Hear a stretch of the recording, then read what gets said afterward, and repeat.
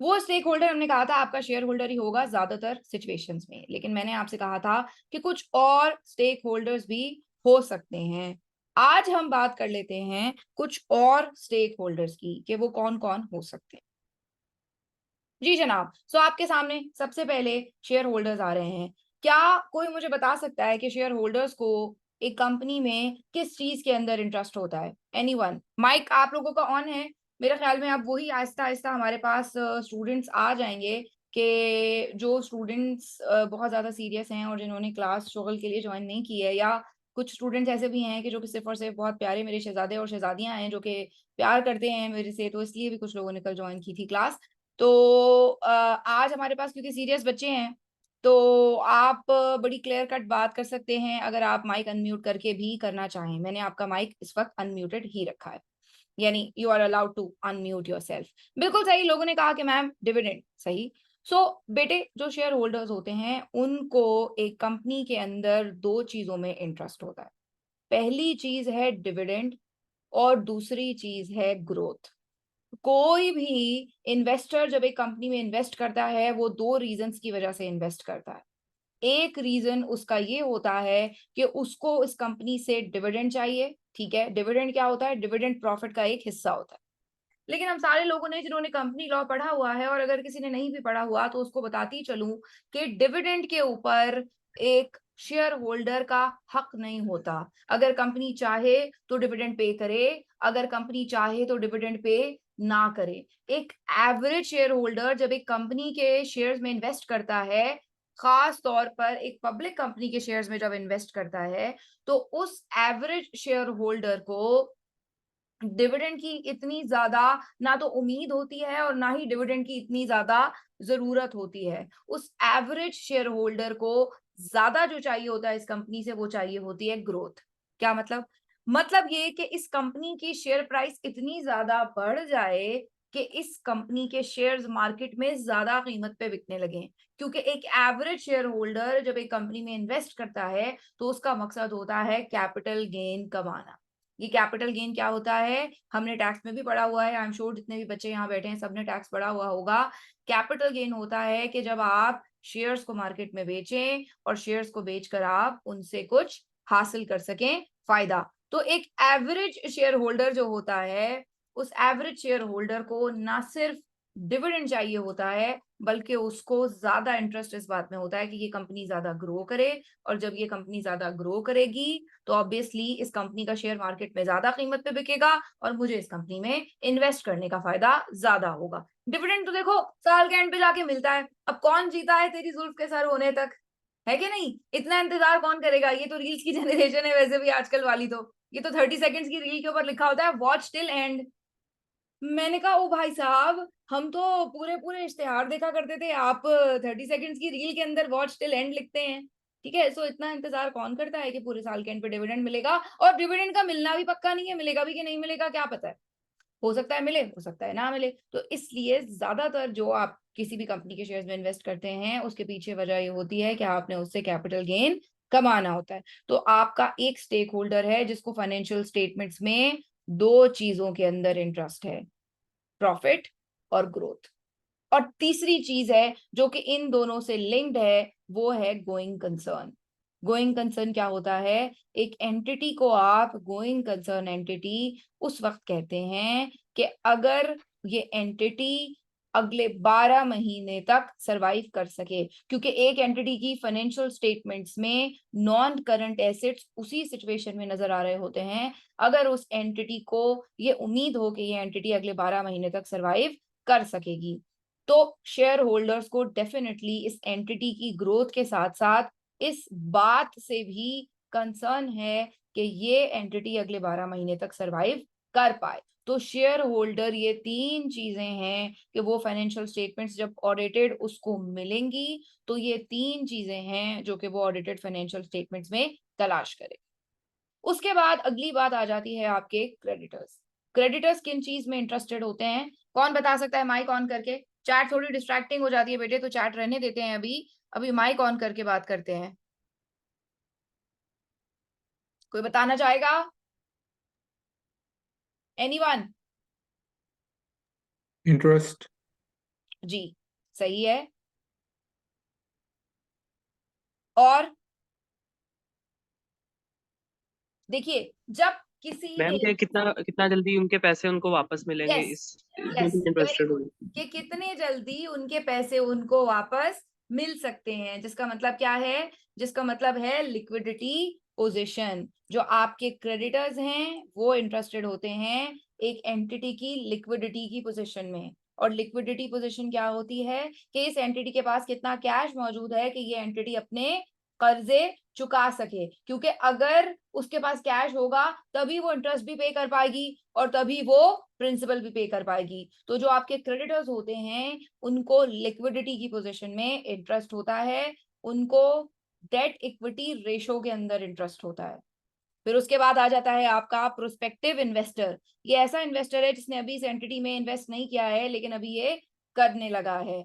इसको किस चीज में इंटरेस्ट होगा, इसको इंटरेस्ट होगा फ्यूचर कैश फ्लोज में। फ्यूचर कैश फ्लोज क्या होते हैं, फ्यूचर कैश फ्लोज ये होते हैं कि इस एंटिटी से हमें फ्यूचर में कितना कैश मौसूल हो सकता है। वो जो कैश है बेटा वो टाइम वैल्यू ऑफ मनी की वजह से ऑब्वियसली उस कैश की जितनी वैल्यू आज है कल उस कैश की इतनी वैल्यू नहीं होगी। टाइम वैल्यू ऑफ मनी की वजह से उस कैश की वैल्यू कम होती है। तो उस फ्यूचर में जो कैश फ्लो मौसूल होगा, प्रोस्पेक्टिव इन्वेस्टर क्या करेगा, प्रोस्पेक्टिव इन्वेस्टर ये करेगा कि वो उसको आज की वैल्यू के हिसाब से, जिसको हमने पढ़ा है नेट प्रेजेंट वैल्यू या एनपीवी निकालना या आईआरआर निकालना, आप सारे लोगों ने अब एमएफए में ये पढ़ना भी शुरू कर दिया है। और अगर अभी नहीं पढ़ा है तो इंशाल्लाह बिजनेस फाइनेंस डिसीजन में तो पढ़ेंगे, एमएफए में भी पढ़ेंगे, लेकिन बिजनेस फाइनेंस डिसीजन में तो इसके ऊपर बहुत ही तफसील से बात होती है। तो जो आपका प्रोस्पेक्टिव इन्वेस्टर है उसको इस बात के अंदर इंटरेस्ट है कि ये एंटिटी फ्यूचर में कितना ज्यादा कैश लेके आ सकती है, क्योंकि किसी भी एंटिटी की वैल्यू उसके फ्यूचर कैश फ्लो से ही डिटरमिन होती है। अगर किसी ने ये डिसाइड करना हो कि इस एंटिटी में इन्वेस्ट किया जाए या नहीं। फिर उसके बाद आ जाती है आपकी गवर्नमेंट, कुछ लोग इसको गवर्नमेंट कहते हैं। फिर आ जाती है आपकी गवर्नमेंट। गवर्नमेंट को किस चीज में इंटरेस्ट है, गवर्नमेंट को तो जी इंटरेस्ट है, सच बोल दूं कि ना बोलूं, यूट्यूब पे जाएगा लेक्चर। गवर्नमेंट को तो जी इंटरेस्ट है अपने टैक्स के रेवेन्यू में, और गवर्नमेंट को आपसे चाहिए जी टैक्स। और टैक्स किस तरह से गवर्नमेंट को आपसे चाहिए, गवर्नमेंट कैसे पता चलाएगी कि आपके पास कितना टैक्स यानी आपको पे करना है। गवर्नमेंट ऐसे पता चलाएगी कि आपने अपनी फाइनेंशियल स्टेटमेंट्स में जितना प्रॉफिट दिखाया हुआ होगा उससे गवर्नमेंट को पता चलेगा कि आपने कितना टैक्स गवर्नमेंट को देना है। फिर आ जाते हैं आपके डायरेक्टर्स, ये भी आपके स्टेक होल्डर्स हैं। डायरेक्टर्स को इस एंटिटी से क्या चाहिए, डायरेक्टर्स को इस एंटिटी से दो चीजें चाहिए। एक तो डायरेक्टर्स को चाहिए ऑब्वियसली जो भी उसकी रिम्यूनरेशन है, जिसके अंदर ना सिर्फ उनकी तनख्वाहें आ जाती हैं बल्कि उसके अंदर इनके परफॉर्मेंस बेस्ड बोनसेस भी आ जाते हैं, ठीक है। और दूसरा डायरेक्टर को चाहिए इस एंटिटी के अंदर ये श्योरिटी कि ये एंटिटी चलती रहेगी। सो ये चीजें डायरेक्टर्स को चाहिए। और एक तीसरी चीज डायरेक्टर को चाहिए, वो है आपके शेयर ऑप्शंस। ये शेयर ऑप्शंस क्या होते हैं, शेयर ऑप्शंस होते हैं कि जब, शेयर ऑप्शंस क्या होते हैं, बिल्कुल सही जवाब पढ़ लिया आप लोगों के मैंने। शेयर ऑप्शंस ये होते हैं कि जब एक एंटिटी किसी एम्प्लॉय को या किसी डायरेक्टर को रोकने के लिए अपने पास, मोटिवेट करने के लिए, उनकी रिटेंशन बढ़ाने के लिए, या लाजमी नहीं है कि रिटेंशन का ऑब्जेक्टिव हो, कोई भी ऑब्जेक्टिव हो सकता है, उस ऑब्जेक्टिव की वजह से अगर वो किसी कंपनी को ये कहते हैं कि ठीक है जी हम आपको इतने पैसे यानी किसी कंपनी को नहीं, किसी इंसान को ये कहते हैं कि जी हम आपको इतने पैसे दे देंगे, हम आपकी इतनी प्रमोशन कर देंगे, तो एक तरीका तो ये हो सकता है। और एक दूसरा तरीका क्या हो सकता है, दूसरा तरीका ये हो सकता है कि वो डायरेक्टर्स या एम्प्लॉयज या जो भी है जिसको वो रोकना चाहते हैं उसको वो कंपनी ये कहे कि हम आपको इतने शेयर ऑप्शंस दे रहे हैं कि अगर कल को मार्केट में हमारे शेयर की प्राइस जो भी होती है, क्योंकि वो तो बढ़ेगी ही बढ़ेगी, तो मार्केट में हमारे शेयर की प्राइस जो भी होती है हम आपको उस मार्केट प्राइस से इतने परसेंट कम पे अपने शेयर्स देंगे। लेकिन उसकी शर्त क्या होगी, उसकी शर्त ये होगी कि आपने हमारे पास इतने अरसे के लिए रुकना है। तो डायरेक्टर जो हैं वो कंपनीज में इन चीजों में इंटरेस्टेड होते हैं। फिर उसके बाद आ जाते हैं आपके एम्प्लॉयज। एम्प्लॉयज डेफिनेटली अपनी सैलरी में इंटरेस्टेड होते हैं और उसके अलावा गोइंग कंसर्न में इंटरेस्टेड होते हैं, उसके अलावा ग्रोथ में इंटरेस्टेड होते हैं, और उसके अलावा गोइंग कंसर्न में इंटरेस्टेड होते हैं कि अगर एक एंटिटी के अंदर उनकी ग्रोथ नहीं है तो वो उस एंटिटी में डेफिनेटली रुकना नहीं चाहेंगे। और एक एंटिटी के अंदर एम्प्लॉयज की ग्रोथ तभी होती है बेटे अगर तो उस एंटिटी की अपनी ग्रोथ हो रही है, ठीक है ना। अगर मेरी जेब में पैसे नहीं है तो मैं तुम्हें क्या दूंगी, ठीक है। कल मैंने ना एक रील, जो मेरी जो एमसीक्यूज चलते हैं, तो वो रील लगाई, तो एक बच्चे, मैंने ऊपर लिख दिया ना कि जीतने वाले को मिलेगा 7 करोड़।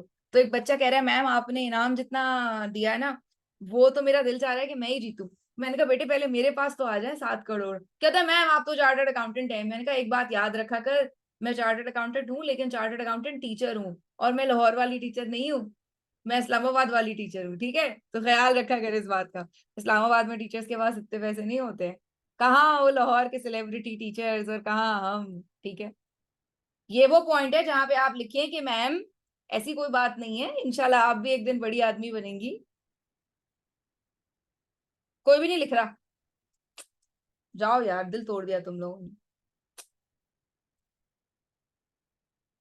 बड़ी औरत बनूंगी। ठीक है ठीक है। तो वो असल में तुम्हें पता है लड़कियों को औरत कहलवाना अच्छा नहीं लगता। ठीक है जी। सो एम्प्लॉयज को यही चाहिए कि भाई ये एंटिटी चलती रहे। अब अगर ये एंटिटी चलती रहेगी डेफिनेटली तो एम्प्लॉयज को भी फायदा होता रहेगा, और अगर ये एंटिटी अच्छी चलती रहेगी तो एम्प्लॉयज की ग्रोथ होगी।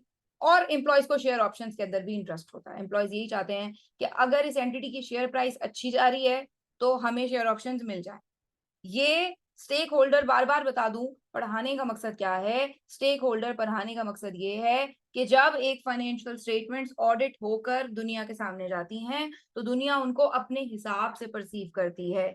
मेरे लिए जो इंटरेस्ट की चीज है मैं वो देखूंगी, तुम्हारे लिए जो इंटरेस्ट की चीज है तुम वो देखोगे। फॉर एग्जाम्पल ऐसा हुआ कि मैंने जो है वो एक वीडियो शेयर की, तो उसके अंदर जो है वो किसी ने कहा कि हाँ जी बहुत अच्छी वीडियो है, किसी ने कहा ऐसा है वैसा ही है। एक मेरी दोस्त है वो कहती है मोटी बहुत लग रही हो। ठीक है। सो स्टेक होल्डर जो है, फाइनेंशियल स्टेटमेंट्स के जो दो कागज हैं वो तो सबको एक ही जैसे मिल रहे हैं, लेकिन परसीव क्या कर रहा है कोई, वो डिपेंड करता है उस बंदे के ऊपर कि उसकी जरूरत इस फाइनेंशियल स्टेटमेंट से है क्या, उसकी नीयत ये फाइनेंशियल स्टेटमेंट्स हासिल करने के बाद क्या करने की है। तो जो शेयर होल्डर है वो डेफिनेटली प्रॉफिट और ग्रोथ में इंटरेस्टेड होगा। क्रेडिटर्स जो हैं वो डेफिनेटली लिक्विडिटी में इंटरेस्टेड होंगे, और ऑब्वियसली बैंक भी क्रेडिटर्स के अंदर ही आ जाते हैं, तो इसलिए बैंक को मैंने अलग से नहीं पढ़ा रही हूँ। प्रोस्पेक्टिव इन्वेस्टर जो है वो कैश फ्लोज में इंटरेस्टेड होगा कि पता चले ये एंटिटी कितना कमाने वाली है, और ये ऑब्वियसली आपको एनुअल रिपोर्ट के अंदर बताते हैं ना कि हमारे अगले 5 साल के इतने प्लान है इतने प्लान है। गवर्नमेंट इस बात में इंटरेस्टेड होगी कि ये कितना प्रॉफिट डिक्लेयर करते हैं और कितना नहीं कर रहे, क्योंकि जो टैक्स की कैलकुलेशंस होती हैं उसके अंदर कोशिश की जाती है कि प्रॉफिट को कम दिखाया जाए। तो अगर एफबीआर, आपने पढ़ा ही होगा कि अगर किसी का ऑडिट एकदम से एफबीआर डिसाइड कर लेता है करने को, तो उसके अंदर फिर वो बंदा फंस भी जाता है, ठीक है। फिर है आपके यहाँ पर डायरेक्टर्स जो हैं वो अपनी सैलरी बोनसेस के अलावा शेयर ऑप्शंस में इंटरेस्टेड होते हैं। एम्प्लॉयज सैलरी के अलावा गोइंग कंसर्न, ग्रोथ और शेयर ऑप्शंस में भी इंटरेस्टेड होते हैं। तो फाइनेंशियल स्टेटमेंट्स जब लोगों के हाथ में आएंगे तो वो फाइनेंशियल स्टेटमेंट से ये इंफॉर्मेशन अखज करेंगे। यहां तक किसी का कोई सवाल है? मैं चैट बॉक्स अब देखने लगी हूँ।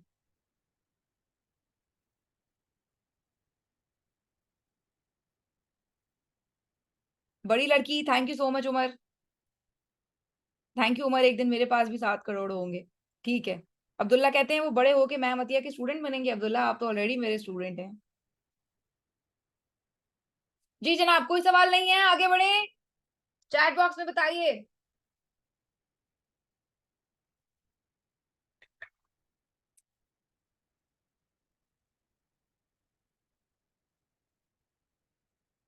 आगे बढ़ते हैं जी।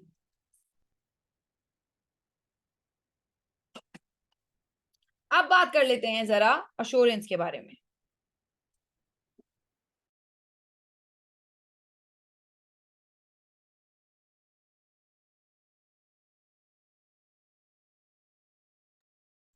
अब बात कर लेते हैं जरा अश्योरेंस के बारे में। अश्योरेंस क्या है, ठीक है। जल्दी से अश्योरेंस के बारे में बात कर लेते हैं। उमर आखिर में लेंगे ग्रुप फोटो, ठीक है बेटे। जल्दी से हम अश्योरेंस के बारे में बात कर लेते हैं, ठीक है। ये अश्योरेंस क्या है? उमर तुम्हारा मेकअप खराब हो रहा है क्या? इतनी जल्दी क्या है ग्रुप फोटो की? है उमर, बता दो यार। नहीं? ठीक है। अच्छा जी, अश्योरेंस के बारे में बात कर लेते हैं। ये शुरू की बातें ना जरा सी थोड़ी सी बोरिंग बोरिंग है, लेकिन ये है कि सह लेंगे थोड़ा। ठीक है। अब देखिए, मैंने आपके सामने 3 तरह की अश्योरेंसेस लिखी हैं बेटा।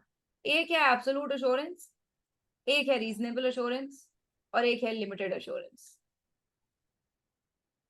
एब्सोल्यूट अश्योरेंस के ऊपर एक बड़ा सा कांटा लगा लीजिए, क्योंकि एब्सोल्यूट अश्योरेंस तो भाई साहब हमने देनी नहीं।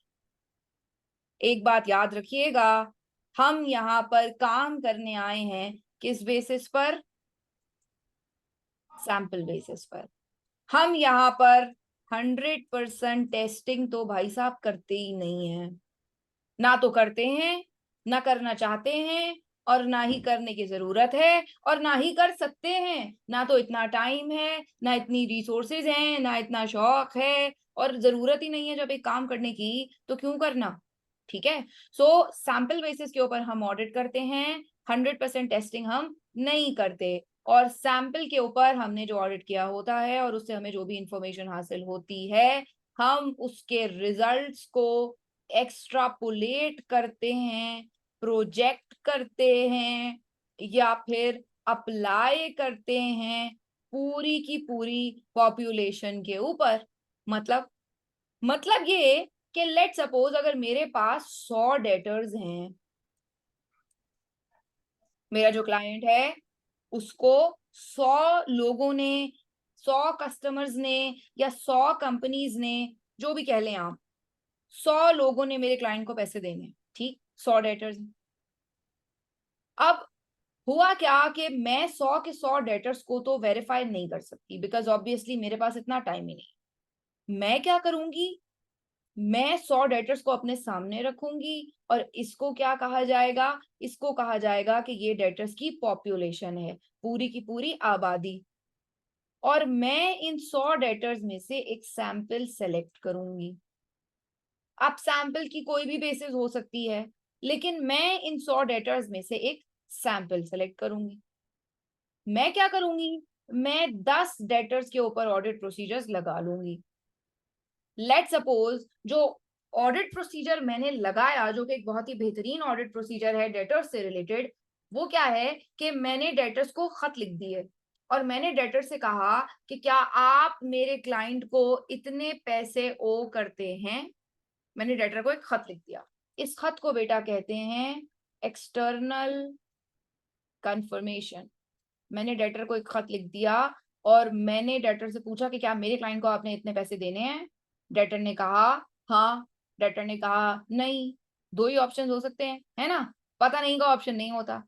लेट सपोज 10 में से 8 डेटर्स ने कहा हाँ, और 2 डेटर्स ने कहा नहीं। तो कितने परसेंट मेरे सैंपल का रिजल्ट अच्छा निकला? 80%। और 20% मेरे सैंपल का रिजल्ट निकला खराब। यानी मुझे ऐसा लगा कि 20% तक डेटर्स की पॉपुलेशन के अंदर मिस स्टेटमेंट हुई हुई है। मिस स्टेटमेंट क्या होती है? गलत बयानी। गलती नहीं होती, गलत बयानी। कल भी बताया था, मिस स्टेटमेंट गलत बयानी होती है, जो एरर की वजह से भी हो सकती है और फ्रॉड की वजह से भी हो सकती है। जान के भी की जा सकती है, और बगैर जाने गलती से भी हो सकती है। तो मुझे ऐसा लगा कि 20% जो है सैंपल के अंदर से प्रॉब्लम्स हैं।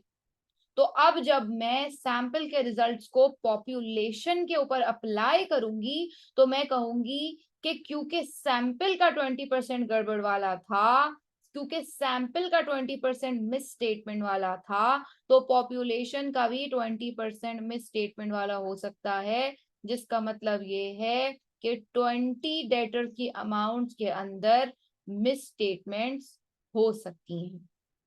ये होता है सैंपल बेसिस के ऊपर काम करना, और ये होता है सैंपल बेसिस के ऊपर काम करके उसके रिजल्ट को पूरी की पूरी पॉपुलेशन पे अप्लाई करना, या प्रोजेक्ट करना, या एक्स्ट्रापोलेट करना। लॉ में जो लफ्ज इस्तेमाल हुआ है ना बेटे, वो प्रोजेक्ट का लफ्ज इस्तेमाल हुआ है। और जो मैंने आपसे कहा था कि आखिरी पेज के ऊपर आप अच्छी अच्छी वोकैबुलरी की एक लिस्ट बनाएंगे, उस लिस्ट के ऊपर प्लीज जाकर ये लफ्ज लिख लीजिए, project is equals to apply, कि आपने सैंपल के रिजल्ट्स को पूरी की पूरी पॉपुलेशन के ऊपर प्रोजेक्ट करना है, अप्लाई करना है। ये इसकी मिसाल आपको ऐसे दे देती हूँ, देखिए अगर ये ग्राफ बना हुआ है और आपके पास ये पॉइंट्स हैं और आपके पास ये पॉइंट्स भी हैं, लेकिन इसके आगे के पॉइंट्स आपके पास नहीं है, तो आप क्या कर सकते हैं, आप यूं गए, यहां तक तो कंफर्म है, और यहीं से आप इसी सीध में आगे निकल गए, पता तो नहीं था लेकिन अंदाजा यही था कि अपवर्ड ट्रेंड जा रहा है तो ऐसे ही बढ़ेगा। यही होती है एक्सट्रापोलेशन, और बिल्कुल इसी फॉर्मूले के ऊपर ऑडिट के अंदर भी अमल किया जाता है कि नताइज हमें थोड़े से मिलते हैं और उन थोड़े से नताइज को हम पूरी की पूरी पॉपुलेशन के ऊपर अप्लाई करके एक मुनासिब लेवल की अश्योरेंस देते हैं, जिसको क्या कहते हैं, आवाज नहीं आ रही, क्या कहते हैं, रीजनेबल अश्योरेंस कहते हैं। मुनासिब लेवल की अश्योरेंस, अच्छी लेवल की अश्योरेंस, काफी अच्छी। अब देखो लॉ में नहीं लिखा हुआ कि आपकी जो वो है ना रीजनेबल अश्योरेंस वो कितने परसेंट होती है, लेकिन हम तो जी अकाउंटेंट्स हैं, हम तो हर चीज नंबर में करते हैं। तो मेरे हिसाब से रीजनेबल अश्योरेंस कोई 75-80% होती है। भाई 75-80 तो बहुत अच्छी परसेंटेज होती है, हम तो 50 वाले हैं कि नहीं 50 वाले। उमर साहब अंग्रेजी बड़ी, उर्दू बड़ी अच्छी है आपकी, अंग्रेजी में उर्दू। 50 वाले हैं कि नहीं, है ना 50 वाले। हम तो सारी जिंदगी 50 नंबर का सवाल है, ओ बाबा 50 नंबर दिलवा दे, हम तो वो लोग हैं। मुझे याद है एक दफा ना मेरे चचा का मैसेज आया, यानी चचा मेरे आए, मेरा रिजल्ट आया था, तो चचा कहने लगे कि बेटा रिजल्ट क्या आया, मैंने कहा अल्लाह का शुक्र है पास हो गई। कहते हैं नंबर कितने आए, मैंने कहा चचा हमारे नंबर नहीं होते। तो कहते हैं फर्स्ट सेकंड आती थी ना स्कूल में, अब देखो यूनिवर्सिटी में आके तो सभी के रिजल्ट खराब हो जाते हैं, देखा हो गया ना रिजल्ट खराब, नंबर बताने के काबिल नहीं आए। मैंने कहा चचा मेरे प्रोफेशन में अगर किसी के नंबर आए ना तो वो ज्यादा परेशानी की बात होती है, हमारे यहाँ नंबर नहीं आते, हम चाहते नहीं है कि हमारे नंबर आए, क्योंकि हमारे नंबर आने का मतलब बड़ा ही खतरनाक होता है। ठीक है, तो नंबर तो भाई साहब हमें चाहिए नहीं। समीर आपका सवाल पढ़ लिया है, अभी इग्नोर कर रही हूँ बेटे, ठीक है, इसका मिलेगा आपको जवाब मिलेगा आराम से। सही कह रहे हो उमर, वाकिफ सर कहते हैं अच्छे नंबर आए हो, भाई नहीं चाहिए नंबर। अच्छा जी, सो रीजनेबल अश्योरेंस की हम बात कर रहे हैं, हम कह रहे हैं रीजनेबल अश्योरेंस एक बहुत अच्छी लेवल की अश्योरेंस है, बहुत मुनासिब है, 100% नहीं है, एब्सोल्यूट नहीं है, क्योंकि एब्सोल्यूट अश्योरेंस दे ही नहीं सकते, एब्सोल्यूट अश्योरेंस स्टैंडर्ड ने मांगी ही नहीं है। स्टैंडर्ड तो कहता है जी रीजनेबल लेवल की अश्योरेंस दे दीजिए, इतनी ही काफी होगी। एक मुनासिब लेवल की अश्योरेंस, एक अच्छी लेवल की अश्योरेंस, कि जिससे लोगों का दिल मुतमईन हो जाए ऑडिट के ऊपर, क्योंकि याद है मैंने आपसे कहा था डायरेक्टर्स कंपनी चलाते हैं और शेयर होल्डर्स कंपनी के मालिक होते हैं, और शेयर होल्डर्स क्या करते हैं, शेयर होल्डर्स अपनी कंपनी की तमाम दौलत डायरेक्टर्स के हाथों में सौंप के अपने घर चले जाते हैं, और साल के एंड पे डायरेक्टर्स उनको बुला कर कहते हैं हमने तुम्हारे पैसों के साथ ये किया। और क्योंकि डायरेक्टर्स और शेयर होल्डर्स के दरमियान एक कॉन्फ्लिक्ट ऑफ इंटरेस्ट है, तो इसलिए डायरेक्टर्स शेयर होल्डर से झूठ बोलने की कोशिश करेंगे, फाइनेंशियल स्टेटमेंट्स के अंदर गड़बड़ करने की कोशिश करेंगे, जैसे समीर ने कहा डेटर्स को जानबूझ के ज्यादा दिखाने की कोशिश करेंगे।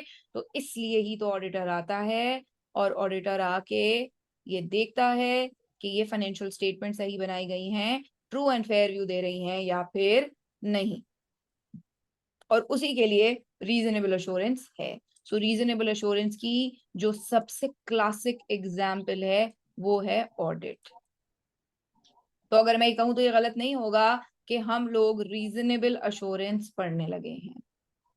और अब मैं पीछे जाऊंगी, मैंने अश्योरेंस की डेफिनेशन इसीलिए आपको नहीं पढ़ाई थी कि पहले जरा मैं उसको ऑडिट से लिंक कर दूं और फिर पीछे की तरफ जाऊंगी, अश्योरेंस की तरफ से शुरू नहीं करूंगी बल्कि ऑडिट की तरफ से अश्योरेंस की तरफ जाऊंगी। तो अब आपने अश्योरेंस की 3 टाइप्स बेटा देख ली, जबकि पहली टाइप को तो मैंने काट ही दिया, तो अश्योरेंस की 2 टाइप्स देख ली और एक टाइप की एग्जाम्पल मैंने बोला है ऑडिट है। तो इसका ये मतलब है, बल्कि आप ही बताइए इसका क्या मतलब है, कि क्या अश्योरेंस एक बड़ी चीज है या ऑडिट एक बड़ी चीज है? क्या अश्योरेंस के एम्बिट में बहुत बड़ी बड़ी बातें आती हैं, या ऑडिट अश्योरेंस से ज्यादा एक ब्रॉडर चीज है? बिल्कुल सही कहा आपने, अश्योरेंस एक बड़ी चीज है। अश्योरेंस की बड़ी सारी अम्ब्रेला के अंदर ऑडिट एक मिसाल है, ऑडिट अश्योरेंस की एक टाइप है। अश्योरेंस की तो बहुत सारी टाइप्स हो सकती हैं। अश्योरेंस एक बड़ी अम्ब्रेला है और अश्योरेंस की अम्ब्रेला के अंडर ऑडिट आता है। बिल्कुल सही कहा आप लोगों ने। अब अश्योरेंस की अम्ब्रेला के अंदर जो ऑडिट आता है वो ऑडिट है रीजनेबल अश्योरेंस वाला। देख लेते हैं अब जरा।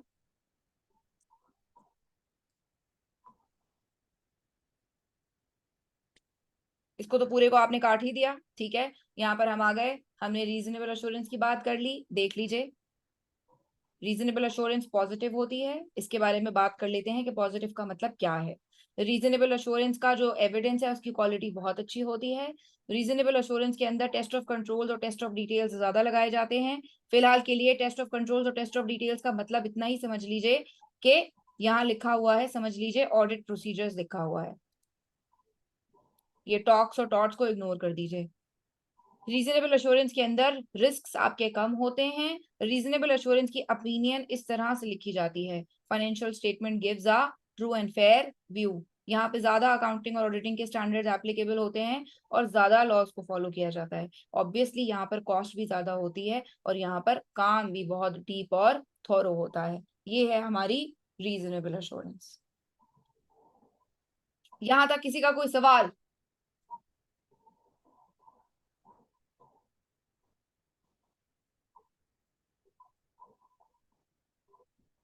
ठीक है जी। अच्छा, आगे बढ़ते हैं। मैंने आपसे कहा कि पॉजिटिव जो है, मैंने कहा कि रीजनेबल अश्योरेंस के अंदर जो आपकी ओपिनियन होती है वो आपकी ओपिनियन पॉजिटिव होती है। इसका मतलब क्या है?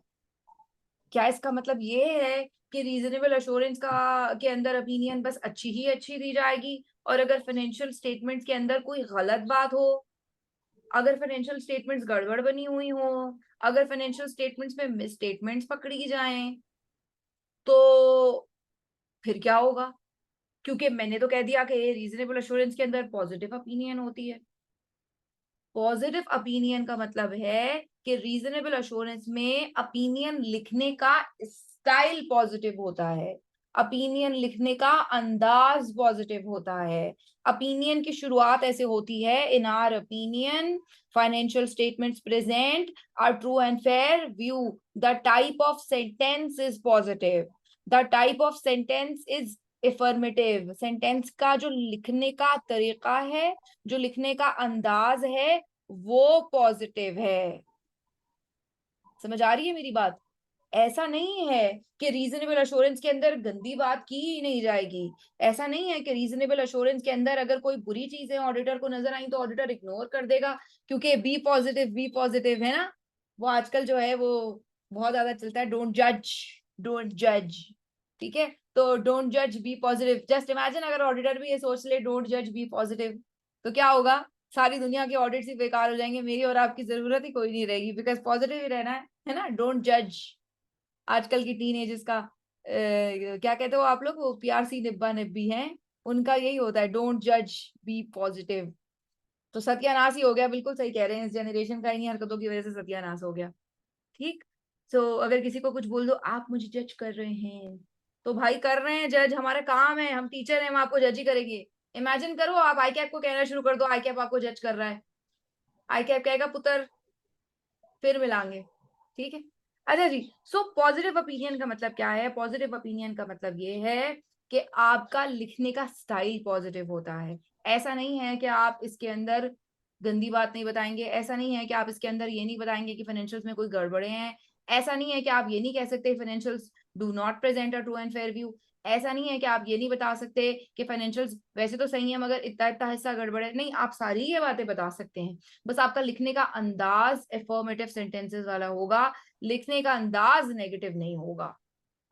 अब ये जो मैं कह रही हूं कि लिखने का अंदाज नेगेटिव, ये क्या होता है?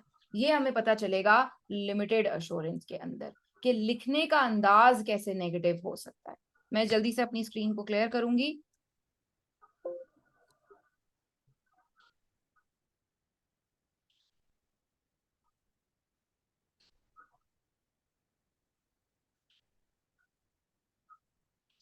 जी बिल्कुल, अगर कुछ गलत हुआ तो बिल्कुल ये लिखा जा सकता है कि financial statements do not present a true and fair view. बिल्कुल सही कह रहे हैं आप बेटे।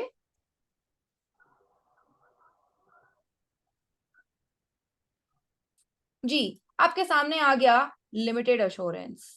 लिमिटेड अश्योरेंस क्या है जी? लिमिटेड अश्योरेंस के अंदर कम काम किया जाता है, लिमिटेड अश्योरेंस के अंदर कम पैसे दिए जाते हैं, लिमिटेड अश्योरेंस के अंदर रिस्क स्टिल आपका रह जाता है, और लिमिटेड अश्योरेंस के अंदर प्रोसीजर्स का लेवल बहुत ही कम होता है। मतलब ये कि कभी आपके साथ ऐसा हुआ कि सुबह में आपके मोजे नहीं मिल रहे थे और आपने अम्मी से कहा कि यार अम्मी क्या करती हैं, पता नहीं आप कहाँ रख देती हैं, मेरी फलानी वो फेवरेट शर्ट नहीं मिल रही। और अम्मी क्या कहती हैं, अम्मी के हाथ में होता है चिमटा, क्योंकि अम्मी बना रही होती है नाश्ता। अम्मी कहती है अगर मुझे मिल गई ना, तुम सोचना कि मैं तुम्हारा क्या हाल करूंगी। क्या आपके साथ ऐसा होता है? अम्मी आती हैं, अम्मी कोई मैजिक करती हैं और एकदम सामने हो जाता है ना? मतलब जब से मेरी शादी हुई है मेरा अक्सर दिल चाहता है कि काश अम्मी होती। और उस टाइम पे आप अपने आप को बचाने के लिए क्या कहते हैं? जब अम्मी कहती है ना चिमटा हाथ में लेके, अम्मी कहती है मैं ऐसी तैसी कर दूंगी अगर मुझे मिल गई, आप क्या कहते हैं? ये मैंने उर्दू में लिखा है, देखिए सामने उर्दू में आपको लिखा हुआ नजर आ रहा है। क्या लिखा है? मैंने लिखा है, जितना मैंने देखा मुझे नहीं मिला अम्मी, अब हो तो हो, मुझे नहीं पता, मुझे तो नहीं नजर आ रहा। क्या आप ऐसे कहते हैं?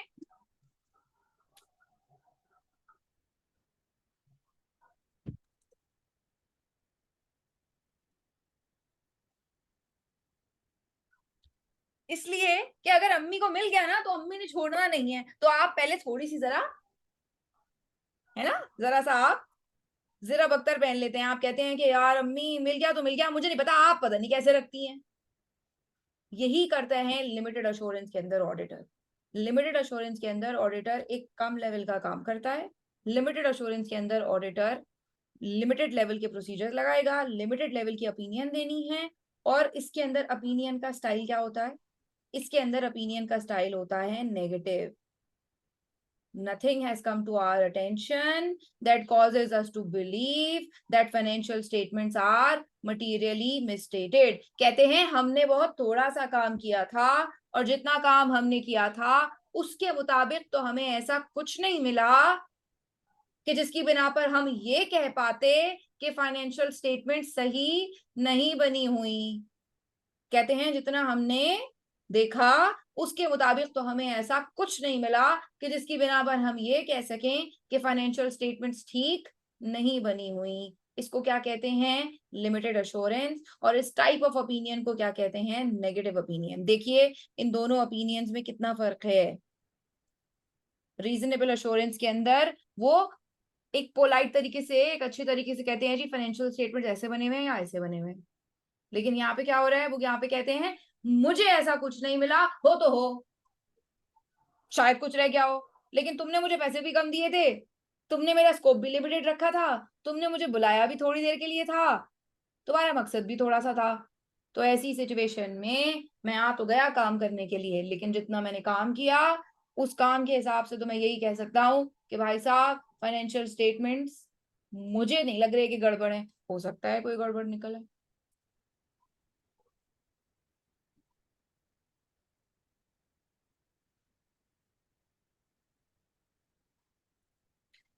अच्छा जी, कुछ सवाल आए हुए हैं। एक बच्चे ने पूछा है कि मैम हमें बीइंग एन ऑडिटर क्या करना चाहिए? भाई साहब हमें बीइंग एन ऑडिटर वो करना चाहिए जिसको करने का हमें पैसा दिया गया है, जिसको करने के लिए बुलाया गया है, हमें बीइंग एन ऑडिटर वही करना चाहिए। क्लाइंट ने अगर हमें रीजनेबल अश्योरेंस देने के लिए बुलाया है तो हम रीजनेबल अश्योरेंस करेंगे। क्लाइंट ने अगर हमें लिमिटेड अश्योरेंस करने के लिए बुलाया हम लिमिटेड अश्योरेंस देंगे। सवाल ये पैदा होता है कि क्लाइंट क्या चूज करे। अगला सवाल बच्चे ने पूछा है कि मैम क्लाइंट क्या चूज करे? क्लाइंट की मर्जी होती है वो रीजनेबल कराए या लिमिटेड कराए। नहीं, पाकिस्तान में जितनी भी कंपनीज हैं सबकी कोई ना कोई लिमिट है ना, कि इस लेवल से ऊपर कंपनियों ने ऑडिट कराना है और इस लेवल से ऊपर नहीं कराना। वो अभी हम कंपनी लॉ के पोर्शन में पढ़ेंगे भी। तो अब अगर आपका शेयर कैपिटल 1 मिलियन से ऊपर है तो आपने ऑडिट तो करवाना है। आपके पास ये चॉइस नहीं है कि आप ऑडिट ना करवाएं, उसकी जगह रिव्यू करवा लें। नहीं, ऑडिट तो आपने करवाना है। तो ये दोनों के दरमियान आप चूज तो नहीं कर सकते अगर आपका शेयर कैपिटल 1 मिलियन से ऊपर। ठीक है। सो अब सवाल ये पैदा होता है कि फिर रिव्यू की जरूरत कहाँ है या लिमिटेड अश्योरेंस की जरूरत कहाँ है? लिमिटेड एश्योरेंस की जरूरत दो जगहों पे होती है। पहली जगह वो होती है कि जहां पर ऑडिट की स्टैट्यूटरी रिक्वायरमेंट नहीं होती, यानी लीगल रिक्वायरमेंट नहीं होती है। ऑडिट हम सिर्फ पाकिस्तान के हिसाब से तो नहीं पढ़ रहे ना, पूरी दुनिया के हिसाब से पढ़ रहे हैं। हमारे यहाँ जो लिमिट है वो है 1 मिलियन तक शेयर कैपिटल के। अगर आपका उससे नीचे नीचे है तो आपने ऑडिट नहीं करवाना, उससे ऊपर है तो ऑडिट करवाना है। लेकिन दुनिया में बहुत सारे ममालिक हैं, सबका अलग अलग कंपनी लॉ है। उनका कंपनी लॉ जो भी कहता है ऑडिट के हवाले से, अगर उनका शेयर कैपिटल का थ्रेशोल्ड उससे ऊपर पहुंच गया तो ऑडिट करवाएंगे, उससे नीचे हुआ तो ऑडिट नहीं करवाएंगे। उस सूरत में वो लिमिटेड एश्योरेंस को ऑप्ट कर सकते हैं, अगर ऑडिट कराना मैंडेटरी नहीं है उनके कंपनी लॉ के मुताबिक। पहली बात। दूसरी बात ये होती है बेटा कि अगर आप लोगों को कंपनी लॉ याद हो, और अगर नहीं भी याद तो बता देती हूँ, हमारी जितनी भी लिस्टेड कंपनीज हैं वो अपने क्वार्टरली अकाउंट्स बनाती हैं। साल में 4 क्वार्टर्स होते हैं, वो साल में 4 दफा अपने अकाउंट्स बनाती हैं। पहले क्वार्टर के अकाउंट्स, फिर उसके बाद हाफ ईयरली अकाउंट्स, 2 क्वार्टर के मिला के हाफ ईयरली हो गए, फिर तीसरे क्वार्टर के अकाउंट्स, और फिर आपके एनुअल अकाउंट्स। एनुअल अकाउंट्स के बाद तो जी हो जाता है एनुअल ऑडिट, यानी रीजनेबल अश्योरेंस। सही। तो जो 6 महीने वाले अकाउंट्स है ना, उनका करवाना पड़ता है एक limited scope review listed companies को पाकिस्तान में। इसी तरह की जो सी भी लीगल रिक्वायरमेंट जिस भी मुल्क में हो, वो उस हिसाब से लिमिटेड एश्योरेंस लेते हैं, वो उस हिसाब से एक रिव्यू की असाइनमेंट कराते हैं। कि जैसे ऊपर ऊपर से देख लिया, थोड़ा थोड़ा इंटरव्यू कर लिए, थोड़ी बहुत चीजें देख ली, जरा सा देख लिया, आके तफसील में नहीं गए ज्यादा। रीजनेबल एश्योरेंस में आप ज्यादा तफसील में जाते हैं, लिमिटेड एश्योरेंस में आप ज्यादा तफसील में नहीं जाते। तो ये मकसद है आपका लिमिटेड एश्योरेंस करवाने का। पहली बात क्या है कि अगर आप ऑडिट के थ्रेशोल्ड को नहीं पहुंचे, थ्रेशोल्ड क्या है बेटा, स्पेलिंग गलत होगी, थ्रेशोल्ड। अगर आप ऑडिट के थ्रेशोल्ड को नहीं पहुंचे, थ्रेशोल्ड बेंचमार्क लेवल, वो कैपिटल की अमाउंट के जिस अमाउंट के ऊपर ऑडिट आपके ऊपर फर्ज हो जाता है, अगर आप उस तक नहीं पहुंचे तो आप अपने दिल की तसल्ली के लिए रिव्यू करवा सकते हैं कि यार पता नहीं क्या हो रहा है ना, जरा रिव्यू करा लो, अच्छा रहेगा। दूसरी सिचुएशन कि आप अगर एक लिस्टेड कंपनी है तो पाकिस्तान के कंपनी लॉ की रिक्वायरमेंट है कि उसके हिसाब से आपको हर 6 महीने की फाइनेंशियल्स बना के उसका एक लिमिटेड स्कोप रिव्यू करवाना पड़ेगा। क्या आपको मेरी बात समझ आ गई? सवाल देख लेती हूँ।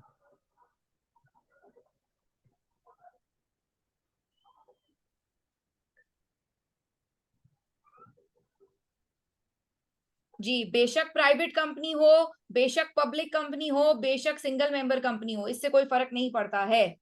पब्लिक कंपनी ने तो कराना ही कराना है। पब्लिक कंपनी का शेयर कैपिटल 10 रुपए हो या 10 मिलियन हो या 100 मिलियन हो, पब्लिक कंपनी ने तो ऑडिट हर सूरत कराना है। प्राइवेट कंपनी ने ऑडिट तब कराना है अगर उसका शेयर कैपिटल 1 मिलियन से ज्यादा हो।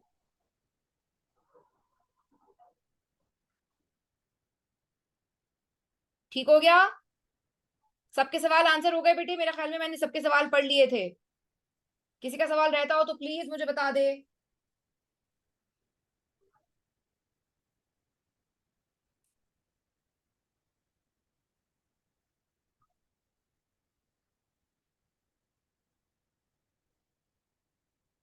नहीं नहीं आमिश, मैंने सवाल पढ़े बेटा।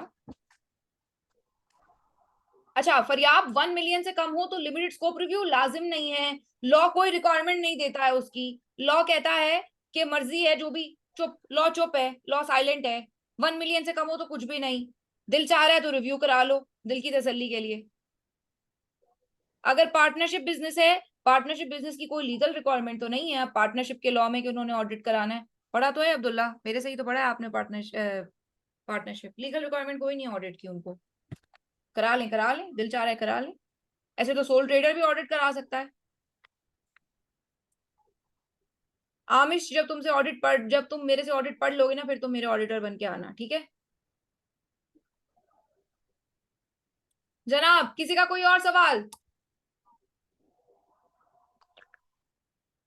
मेरे शहजादों और शहजादियों के लिए मेरी दुआएं दुआएं हैं, और मैं दे क्या सकती हूँ।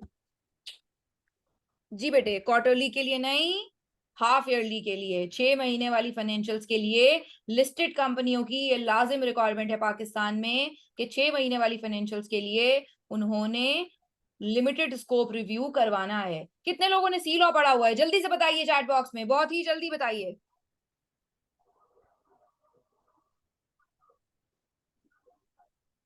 उमर ने तो मेरे से क्रैश कोर्स ही लिया था मेरा ख्याल है।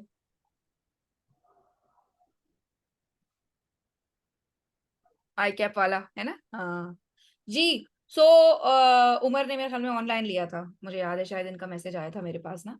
तो बेटे सी लॉ के अंदर हमने पढ़ा नहीं था लिमिटेड स्कोप रिव्यू, वो यही वाला लिमिटेड स्कोप रिव्यू है। अगर आपने नहीं भी पढ़ा तो कोई बात नहीं, अभी बता दिया मैंने अब्दुल्ला, ठीक है? लिमिटेड स्कोप रिव्यू करते हैं। नहीं बेटा, मेमोरी मेरी तेज नहीं है, लेकिन मेरे बच्चे मुझे याद रहते हैं, अल्लाह का करम हो गया है बहुत ज्यादा। दिल से याद रखती हूँ ना तो ज्यादातर मुझे याद ही रहते हैं, भूल जाऊं तो बड़ी शर्म आती है, फिर मैं ना उनके ऊपर जाहिर नहीं करती कि मुझे याद नहीं आ रहे वो। फिर ना मैं ऐसे करती हूँ, मैं ना पुरानी कन्वर्सेशन निकालती हूँ, पढ़ती हूँ, फिर मैं कहती हूँ कि हाँ हाँ मुझे तो याद था। ठीक है। तो ऐसे मुझे थोड़ी सी शर्मिंदगी सी हो जाती है अगर मुझे बच्चे याद ना रहे तो। और एक अल्लाह ताला ने बड़ी वो दी है मुझे, एक एबिलिटी दी है, पता नहीं सभी के पास होती है या शायद मेरे पास है, मैं मास्क में भी पहचान लेती हूँ अपने बच्चों को। वो मास्क जब नया नया आया ना कोविड में, तो वो मेरे सामने से मास्क पहन के बंक कर रहे हैं, ये समझ रहे हैं कि मुझे पता नहीं चलेगा। भाई मास्क ही है, हैरी पॉटर का चोगा तो है नहीं कि तुम मुझे नजर नहीं आ रहे इसके अंदर। तो उसके बाद फिर जो है, वो बच्चे जो हैं वो मास्क पहन पहन के ना मेरे सामने से भागते थे। तो खैर, बहरहाल क्या कर सकते हैं।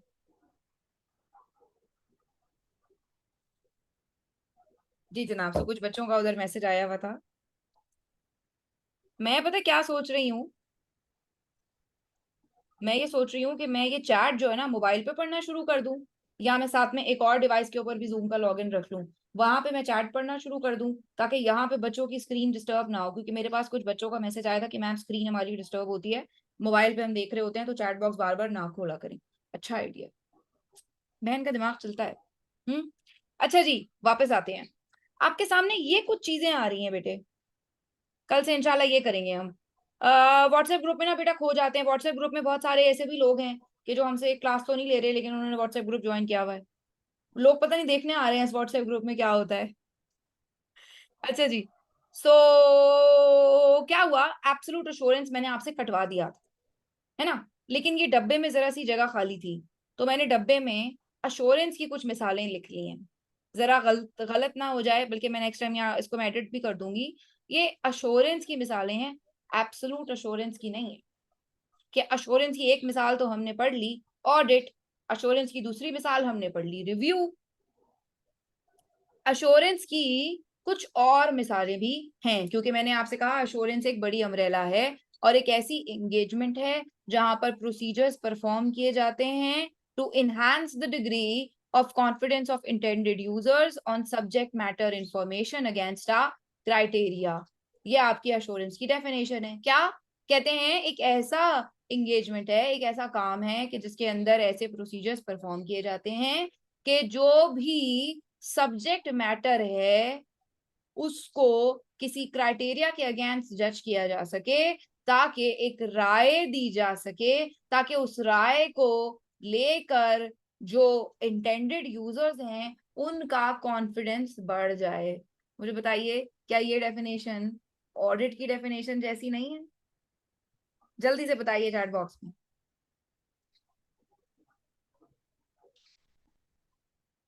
क्या ये डेफिनेशन ऑडिट की डेफिनेशन जैसी नहीं है? जल्दी बताइए। ऐसे ही होता है, वहां पे भी एक सब्जेक्ट मैटर इंफॉर्मेशन होती है। क्या है सब्जेक्ट मैटर इंफॉर्मेशन ऑडिट में? Financial statements. क्राइटेरिया क्या है जिसके अगेंस्ट फाइनेंशियल स्टेटमेंट्स को जज किया जाता है? आईएफआरएस। इंगेजमेंट का नाम क्या है? ऑडिट। प्रोसीजर्स कौन से वाले? Audit procedures. इंटेंडेड यूजर्स कौन? Share holders. तो क्योंकि अश्योरेंस की एक एग्जाम्पल है ऑडिट, तो डेफिनेटली ऑडिट तो पूरा उतरेगा ही ना अश्योरेंस की डेफिनेशन पे। लेकिन ऑडिट के अलावा भी कुछ ऐसी मिसालें हैं जो कि मैंने खुद भी पर्सनली परफॉर्म की हुई हैं, जैसे कि ग्रांट का ऑडिट। ये ग्रांट का ऑडिट क्या होता है? ग्रांट का ऑडिट होता है बेटे कि जब ना किसी डोनर ने डोनेशन दी होती है, तो अब ऑब्वियसली आपका जो फॉरेन डोनर है, यूएनओचा है, यूएनएचसीआर है, यूएसएड है, ये जो आपका फॉरेन डोनर है, ये पैसे तो देता है दबा के, लेकिन उसके बाद काम भी दबा के लेता है। तो ऐसे नहीं है कि इसने पैसे दे दिए तो एक दफा ये पैसे दे के फारिग हो गया और ये पूछेगा ही नहीं कि उन पैसों का क्या हुआ। ठीक है। तो ये जो है वो पैसों को बहुत ज्यादा देखभाल के जो है ना वो देते हैं, ऐसे किसी को नहीं देते। और एक दफा अगर पैसे इन्होंने दे दिए हों तो ये उन पैसों को बहुत ज्यादा, उन पैसों का जो है वो हिसाब लेते हैं। तो अब क्या हुआ कि अगर आपका कोई डोनर है जो कि किसी भी एनजीओ को डोनेशन दे रहा है, वो ये करता है कि डोनेशन का जो भी उसका, या तो वो एनुअली ये काम करता है, या अगर उसकी डोनेशन किसी स्पेसिफिक पीरियड के लिए होती है, जैसे 6 महीने के लिए, 8 महीने के लिए, साल के लिए, 2 साल, 3 साल, तो वो उस पीरियड के एंड पे एक दफा हमसे ऑडिट कराता है। और वो हमें कहता है कि आप आएं और आप आके जरा देखें कि हमारे जो पैसे हैं वो उसी काम के लिए इस्तेमाल हुए हैं जिस काम के लिए दिए गए थे या नहीं। तो मुझे याद है ऐसा हुआ एक दफा ना, एक अभी ऑनलाइन क्लास में ना नाम भी नहीं ले सकते, तो मुझे याद है एक दफा ऐसा हुआ था कि एक ना क्लाइंट था हमारा। वो क्लाइंट जो है उनको डोनेशन मिली थी लड़कियों के लिए, एक इंस्टीट्यूट बनाने के लिए रिमोट एरिया में। ठीक है। पहाड़ों के ऊपर लड़कियों के लिए एक इंस्टीट्यूट बनाने के लिए इनको डोनेशन मिली थी। और वो इंस्टीट्यूट इन्होंने बनाना था लड़कियों को लकड़ी का काम सिखाने के लिए। ठीक है। लड़कियों को ये जो वुड वर्क होता है, आपका कारपेंट्री का वर्क होता है, ये सिखाने के लिए कि लड़कियों को कोई स्किल आए ताकि वो डिपेंडेंट ना हो। इनको उस काम के लिए ये डोनेशन मिली थी। अब इन्होंने क्या किया कि लड़कियों के साथ साथ उसमें लड़के भी भर्ती करना शुरू कर दिए। और ऑब्वियसली ना सिर्फ वो बेसिकली उनको काम सिखाया जाता था, बल्कि उनको कोई एक स्टाइपेंड भी दिया जाता था, थोड़ा बहुत। उस जमाने में 10,000 रुपए दिए जाते थे। हमसे तो ज्यादा ही थे, हमारे 8,000 थे आई कैप में। तो अब क्या हुआ कि जी हम जब ऑडिट करने के लिए गए तो हमने जब उनके पेरोल्स देखे तो उसमें हमें पता चला कि जी ये तो इसके अंदर इन्होंने बहुत ज्यादा लड़के भी अपॉइंट किए हुए हैं, और लड़कों को ये जो है वो स्टाइपेंड उतना ही दे रहे हैं। अच्छा, लड़कों की डेजिग्नेशंस क्या थी? कंप्यूटर इंटर्नी, और अकाउंट्स इंटर्नी, और फला एडमिन इंटर्नी, और यानी ऐसा होता है कि अपने पसंद के लोगों को, जैसे हमारे यहाँ सरकारी नौकरियां दी जाती हैं, बिल्कुल इसी तरह इस एनजीओ ने अपने पसंद के लोगों को वो दिए हुए थे। फालतू की उनके लिए पोजीशंस क्रिएट की हुई थी, क्योंकि इंटर्नी तो सारे के सारे होने थे आपके कारपेंटरी वाले जो आपसे ट्रेनिंग लेने के लिए आए थे, है ना। लेकिन वो इन्होंने अपनी मर्जी की पोजीशंस क्रिएट कर दी।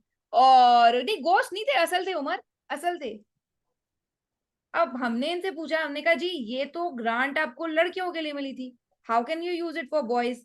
तो कहने लगे कि मैम वो ऐसा था ना कि लड़कियां अकेली तो नहीं आ सकती, तो साथ उनके भाई आते थे। अब वो 3 घंटे 4 घंटे फारिग बैठे रहते थे, हमने उनको भी नौकरियां दे दी। RIP logic. तो ग्रांट के अंदर फिर ये होता है बेटा कि वो उतना हिस्सा ग्रांट का ना वापस करवाया जाता है।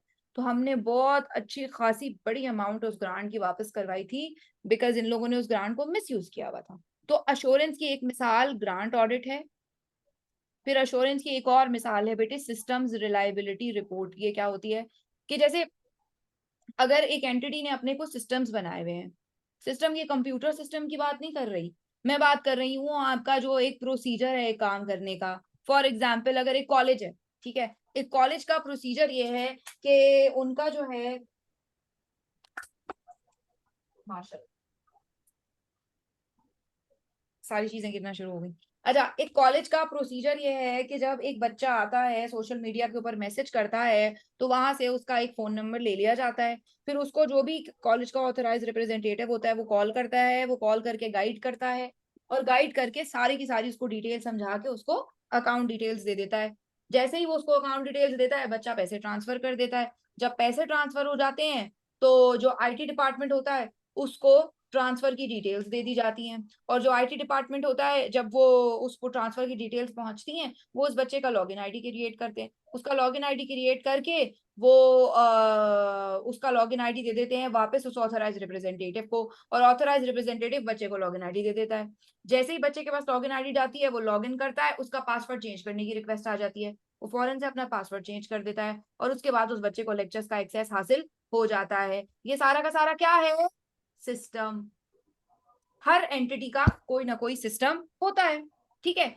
अब कभी कभी एंटिटीज ऑडिटर्स को बुलाती हैं और ऑडिटर्स को बुला के कहती हैं आप जरा हमारे सिस्टम को देखिए और बताइए क्या हमारा सिस्टम अच्छा है या नहीं। चैप्टर 5 और चैप्टर 6 हमारे इसी के बारे में है बेटा, कि जिसके अंदर ऑडिटर को बुलाया जाता है और बुला के उससे कहा जाता है कि आप हमारे कंट्रोल्स को देखें और उन पे एक तफसीली ओपिनियन दें। चैप्टर 5 और चैप्टर 6 के अंदर इस पूरे सिस्टम रिलायबिलिटी रिपोर्ट वाले एरिया का थोड़ा हिस्सा है, बहुत ज्यादा तफसील में नहीं है लेकिन इसका थोड़ा हिस्सा है। तो ये भी एक अश्योरेंस की टाइप है कि जिसके अंदर हम अपने सिस्टम्स और हम अपने कंट्रोल्स का रिव्यू करवा रहे हैं और कह रहे हैं बताइए ये अच्छे हैं। ये जो आईटी डिपार्टमेंट ऑथोराइज रिप्रेजेंटेटिव को लॉगिन आईडी भेजता है, अगर ऑथोराइज रिप्रेजेंटेटिव लॉगिन आईडी खुद ही यूज करना शुरू कर दे तो, अगर ऑथोराइज रिप्रेजेंटेटिव लॉगिन आईडी और लोगों में बांट दे तो, समझ रहे हैं मेरी बात? तो ऑडिटर इस किस्म की चीजें देखने के लिए आता है कि कहीं इनके अंदर ये वाले मसले तो नहीं है। तो वो फिर उनको रिकमेंड करता है कि देखें आप ऐसे करें कि आईटी डिपार्टमेंट से डायरेक्टली बच्चे को चले जाया करे और ऐसा हुआ करे, और ये जो लॉगिन है ये एक डिवाइस से ज्यादा किसी डिवाइस पे चले ही ना, और ये जो लॉगिन है ये उस बच्चे के सीआरएन के बगैर एक्टिवेट ही ना हो। इस तरह की चीजें आप फिर कंट्रोल्स को अच्छा बनाने के लिए, एफिशिएंट बनाने के लिए डाल सकते हैं। यहाँ तक सबको समझ आ रहा है? क्या आप मेरे साथ हैं?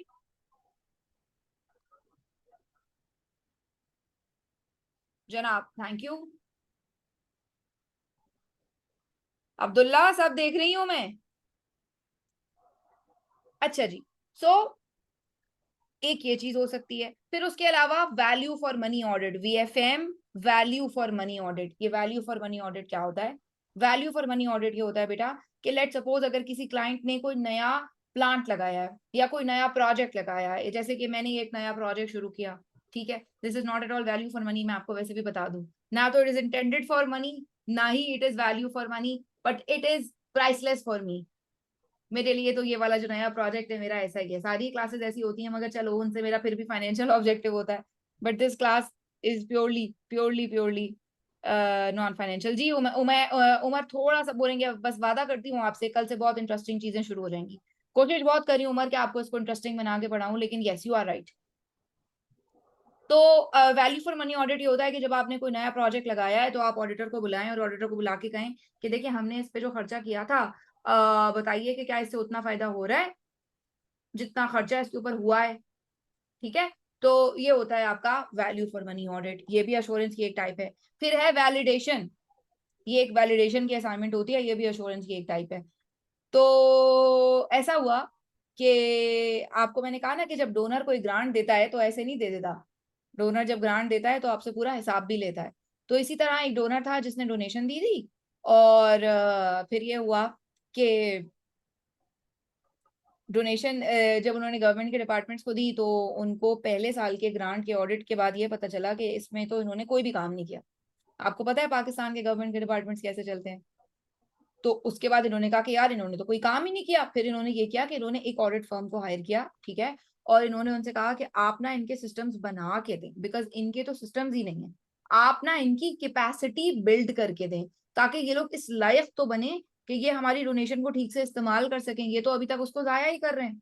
वो ना गवर्नमेंट का इदारा जो है ना वो काम कर रहा था इसके लिए, ये एड्स, ट्यूबरक्लोसिस और एक और चीज थी मलेरिया, इन तीनों के लिए काम कर रहा था, awareness and eradication and all.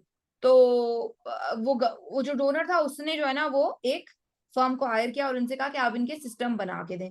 अच्छा, उस फर्म ने सिस्टम बनाए, वो चली गई, ये फिर ना काम करे, सरकारी तो सरकारी। फिर इन्होंने हमें हायर किया कि अब आप जाके देख के आए कि जो पिछली फर्म कैपेसिटी बिल्ड करके गई थी, सिस्टम्स बना के गई थी कि जी ग्रांट को ऐसे इस्तेमाल करना है, और जब इस तरह आए, जब मुल्क में कोई वबा फैले, आपने ये मैसेजेस देने हैं, एम्प्लॉयज को ऐसे रखना है, वैसे रखना है, अकाउंटिंग ऐसे करनी है, हिसाब ऐसे मेंटेन करना है, वैक्सीन ऐसे डिस्ट्रीब्यूट करनी है, सारा कुछ वो फर्म बता के गई ना इनको। तो फिर केपीएमजी को मेरी फर्म को अपॉइंट किया गया और उनको कहा गया कि अब आप जरा जाके देखें कैपेसिटी बिल्ड हुई कि नहीं हुई। अच्छा, अब जब उस फर्म ने कैपेसिटी बिल्डिंग की थी ना तो उसने ट्रेनिंग भी करवाई थी, मतलब यानी उन्होंने सिर्फ सिस्टम बना के नहीं दिया बल्कि उन्होंने सिस्टम चलाना भी सिखाया। अब हम गए वहां पे, अब पहले तो ये हुआ कि ना ऑल फीमेल टीम भेज दी। इस बात पे तो वैसे ही मीम बावते मौत लाहक हो जाती है कि ऑल फीमेल टीम आ गए, लो लड़कियों को तो कुछ आता ही नहीं है। सबसे पहले तो ये मशहूर हो गया वहां पे, ये 3 लड़कियां आ गई हैं जिनको आता कुछ नहीं है और ये सबको तंग करती फिर रही है। भाई हम तंग करने ही गए थे वहां पे। अच्छा अब खैर थोड़ी बहुत फिर हमारी एक्सेप्टेंस बढ़ी, तो हम गए, हमने जाके ऑडिट करना यानी सारी चीजें देखना शुरू किया। अब हम जिससे पूछे कि सर आप लोगों ने इंटरव्यू, हम इंटरव्यू करेंगे सर, आप लोगों की कैपेसिटी बिल्ड की थी उस फर्म ने आके, आपने क्या सीखा? कहते मैडम हम सीखा वीखा तो कुछ नहीं, हम गए थे तो सीखा तो कुछ नहीं। मैंने कहा सर बुरबन में आप लोगों की सारी ट्रेनिंग्स हुई थी, आप गए नहीं थे? मैडम बिल्कुल गए थे, बहुत मजा आया था, इतना अच्छा खाना था, मौसम भी बहुत अच्छा था। पीसी बुरबन में ट्रेनिंग्स हुई थी, मौसम भी बहुत अच्छा था, हम तो फैमिली को भी ले गए थे साथ ही, फैमिली पूरा दिन वहां पे घूमती फिरती रही। हम ट्रेनिंग में थोड़ा गए थोड़ा नहीं गए, वैसे भी बुफे का खाना खा के मैडम फिर उसके बाद पढ़ा किससे जाता है, नींद ही आ रही होती है। तो ये एक इंटरेस्टिंग एक्सपीरियंस था कि जिसके अंदर हमने वैलिडेशन ऑफ कैपेसिटी बिल्डिंग की असाइनमेंट की थी। ये भी बेटा अश्योरेंस की एक टाइप है। और आखिरी एक और टाइप मैंने अश्योरेंस की एग्जांपल आपके सामने निकाली है, जो कि फिक्स्ड एसेट रजिस्टर का review, FAR review, fixed asset register. कि अगर फिक्स एसेट्स का रजिस्टर बना हुआ है जिसके अंदर सारी फिक्स एसेट्स की तफसीलात आ रही हैं, लेकिन इस एंटिटी को एक प्रॉब्लम ये हो रही है कि इनके एसेट्स बार बार खो जाते हैं, तो ऑडिटर को बुलाया जाए और बुला के कहा जाए कि आप जरा हमारे रजिस्टर को देखकर बताइए कि इसके अंदर सारे के सारे एसेट सही से रिकॉर्डेड हैं या नहीं है। तो ये कुछ एग्जाम्पल्स हैं बेटा जो कि अश्योरेंस की आपके सामने है। लेकिन हम जो अश्योरेंस पढ़ेंगे वो हम पढ़ेंगे चैप्टर 1 से लेके चैप्टर 14 तक। हम पढ़ेंगे रीजनेबल अश्योरेंस, हम पढ़ेंगे ऑडिट, और आखिरी चैप्टर है चैप्टर 15 जो कि लिमिटेड अश्योरेंस के ऊपर है, रिव्यू के ऊपर।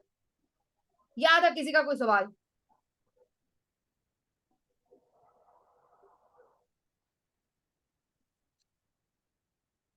एश्योरेंस के एलिमेंट्स आपके सामने हैं, इसका रट्टा शेयर टिका के लगा लीजिएगा, यहां से अक्सर 2-3 नंबर का सवाल आ जाता है, फ्री के नंबर है, फ्री के। एश्योरेंस के एलिमेंट्स, इसके लिए एक निमोनिक बना दिया है मैंने, क्रेस्ट। सबसे पहले है 3 पार्टी रिलेशनशिप। एश्योरेंस के अंदर 3 पार्टियां होती हैं। पहली पार्टी है प्रैक्टिशनर, इसको ऑडिटर नहीं कहेंगे बेटा क्योंकि ऑडिट नहीं है ना, एश्योरेंस है, तो एश्योरेंस करने वाला प्रैक्टिशनर, और अगर ऑडिट है तो ऑडिट करने वाला ऑडिटर। दूसरी है जी आपकी रिस्पॉन्सिबल पार्टी। रिस्पॉन्सिबल पार्टी जो कि अश्योरेंस कराने के लिए रिस्पॉन्सिबल है। ऑडिट के केस में अश्योरेंस कराने के लिए रिस्पॉन्सिबल कौन होता है? डायरेक्टर्स या मैनेजर्स। और तीसरी पार्टी है आपकी इंटेंडेड यूजर्स, ये वो लोग हैं कि जो स्टेक होल्डर्स होते हैं जिनके लिए ऑडिट या अश्योरेंस की असाइनमेंट करवाई जा रही होती है। फिर है आपकी सब्जेक्ट मैटर की इंफॉर्मेशन, वो इंफॉर्मेशन के जिसके ऊपर अश्योरेंस रिक्वायर्ड है। ऑडिट के केस में वो इंफॉर्मेशन है फाइनेंशियल स्टेटमेंट्स। फिर आ जाता है आपका SAAE which is sufficient, appropriate, audit evidence. और अगर ऑडिट नहीं है, अश्योरेंस की कोई और टाइप की है असाइनमेंट, तो डेफिनेटली ऑडिट का लफ्ज इसमें नहीं होगा, सफिशिएंट एप्रोप्रिएट एविडेंस होगा। अगर आप कहते हैं कि फाइनेंशियल स्टेटमेंट्स बुरी हैं तो ये भी बताना पड़ेगा, इसका भी सबूत देना पड़ेगा, और अगर आप कहते हैं फाइनेंशियल्स अच्छी हैं तो इसका भी सबूत देना पड़ेगा। चौथी चीज है क्राइटेरिया, यानी वो बेंचमार्क जिसके अगेंस्ट जज किया जाएगा सब्जेक्ट मैटर को। मुझे ये बताइए, अगर मैं आपसे पूछूं कि फाइनेंशियल्स अच्छी बनी हुई हैं तो मेरा अच्छा और आपका अच्छा दोनों में फर्क है कि नहीं है? जल्दी बताइए।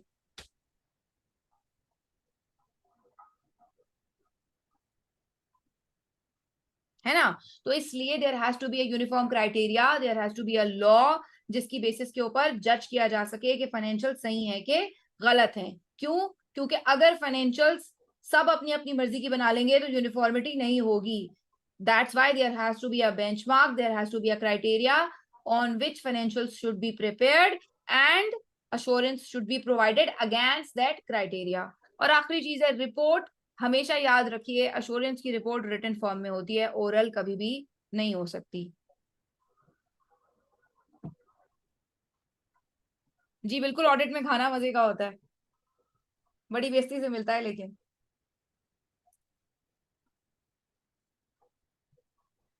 जी जनाब, अब हमारा अगला टॉपिक है ऑडिट की इनहेरेंट लिमिटेशंस, और हमारा अगला टॉपिक है एक्सपेक्टेशन गैप, जिसके अंदर से पहली चीज मैंने पढ़ा दी वो थी 100% टेस्टिंग। मैंने आपसे कहा सैंपल बेसिस के ऊपर टेस्टिंग होती है, 100% नहीं होती।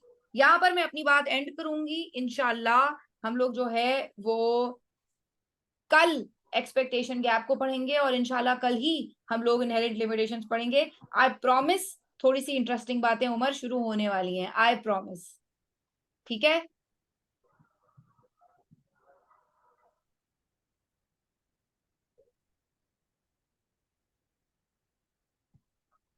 लो जी, अब्दुल्ला मेरे ऑडिट का, मेरे कॉलेज का ऑडिट कर रहा है। टाइम का पता नहीं चला, अल्हम्दुलिल्लाह मेरे बेटे, मुझे भी टाइम का पता नहीं चला आप लोगों के साथ। अच्छा, अब आमिश कह रहे हैं कि इन्फॉर्मेशन माइंड में सेव करनी है। आमिश, वो जो मैंने आपको बताया ना, क्रेस्ट जो है 5 एलिमेंट्स, वो जरा सा रट्टा लगा लो। ठीक है, और ये जो डेफिनेशन है आपकी दो, लिमिटेड अश्योरेंस की और उसकी रीजनेबल की, ये जरा सा मतलब रट्टा लगा लो। बेटा ऑन कैंपस काशिफ मैं पढ़ाती हूँ एसबीएम इस्लामाबाद में, बहुत हमारा अच्छा कैंपस है, तो वहां पर मैं बेटे ऑन कैंपस पढ़ाती हूँ। ठीक है जी। सो उमर राजपूत, आपका मेकअप सही है कि नहीं?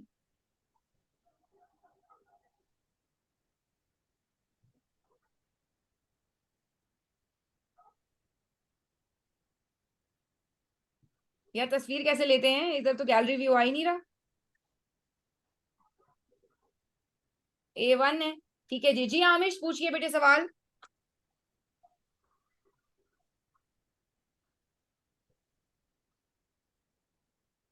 स्टडी मैनुअल है, अच्छा।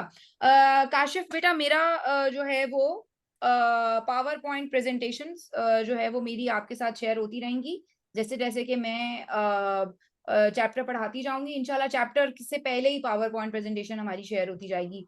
पावर पॉइंट प्रेजेंटेशन के अंदर आधी चीजें मेरी अपनी हैं, और आधी चीजें मैंने आई कैप के स्टडी टेक्स्ट से डिराइव की हुई हैं। आई कैप का स्टडी टेक्स्ट बहुत अच्छा है, मैं आपको 100% रिकमेंड करती हूँ कि आप आई कैप का स्टडी टेक्स्ट जरूर इस्तेमाल कीजिए।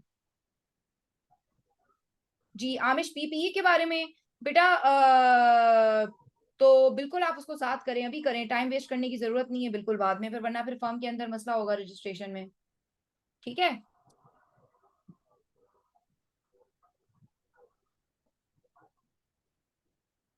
याद कहाँ से करें?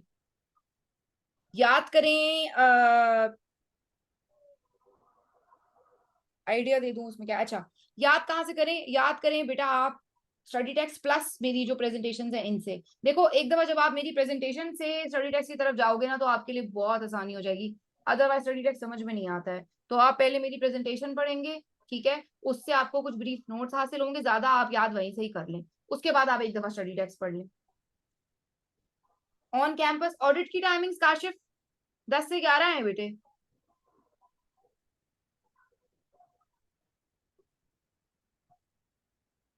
जी जनाब, और कोई सवाल?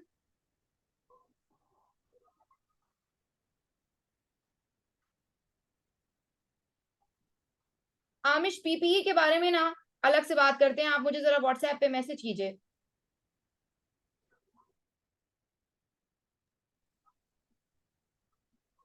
मेरा तो इंटरव्यू लेने लगे तुम लोग। बेटा मैं बिजनेस लॉ, कंपनी लॉ और ऑडिटिंग तीनों पढ़ाती हूँ। सारे अजाब वाले सब्जेक्ट मुझे ही दिए हुए कॉलेज ने। अच्छा, तो यहाँ पे gallery view for some reason मुझे नजर नहीं आ रहा है, जबकि नॉर्मली जूम की मीटिंग्स में गैलरी व्यू तो बड़े आराम से नजर आता है। अभी देखो मैं गैलरी व्यू कर रही हूँ बट हो नहीं रहा है। तुम लोग कैमरे ऑन करो जरा सारे, जो जो लोग कंफर्टेबल है मेरे साथ पिक्चर लेने में, वो कैमरा ऑन कीजिएगा। देखते हैं फिर शायद तुम लोग नजर आने लोग। अच्छा, कैमरा ऑन करना अलाउ नहीं किया हुआ मैंने, अभी कर देती हूँ। अब कर सकते हैं, कैमरा ऑन कीजिएगा।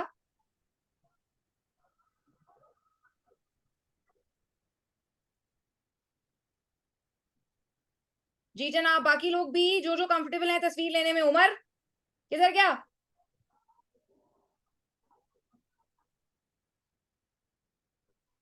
उमर इतना शौक हो रहा था तुम्हें तस्वीर खिंचवाने का, अभी किधर गए? मेकअप सही करने तो नहीं चले गए?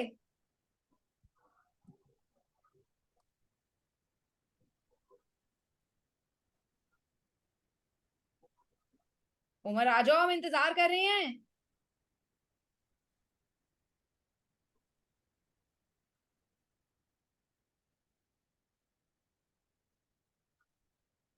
उमर मैंने अलाउ कर दिया, क्यों ऑन नहीं हो रहा है?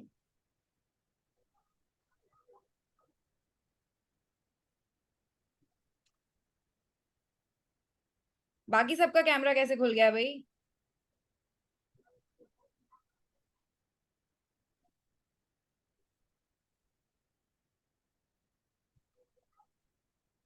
अब क्या करें जी, उमर साहब वेट करें? उमर मुझे पक्का लग रहा है तू मेकअप करने गया है।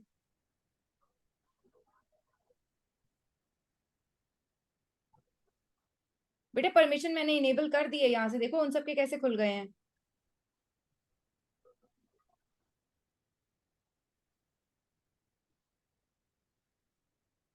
अब देखो।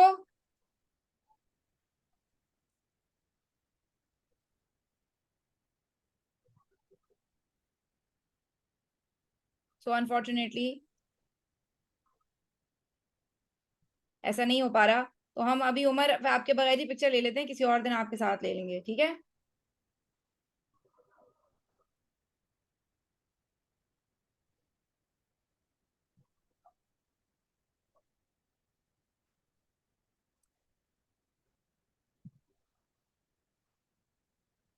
आ गया भाई, उमर आ गया।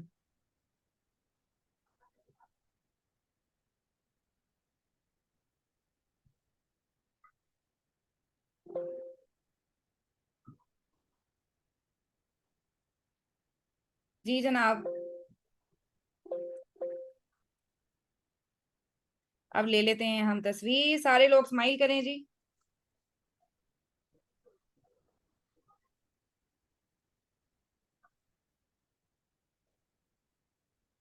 बेस्ट। ठीक है जी, मैं पिक्चर सेव कर लूं। Picture cafe first batch. Thank you so much बेटे, मेरे साथ पिक्चर खिंचवाने के लिए, मुझे बहुत अच्छा लगा।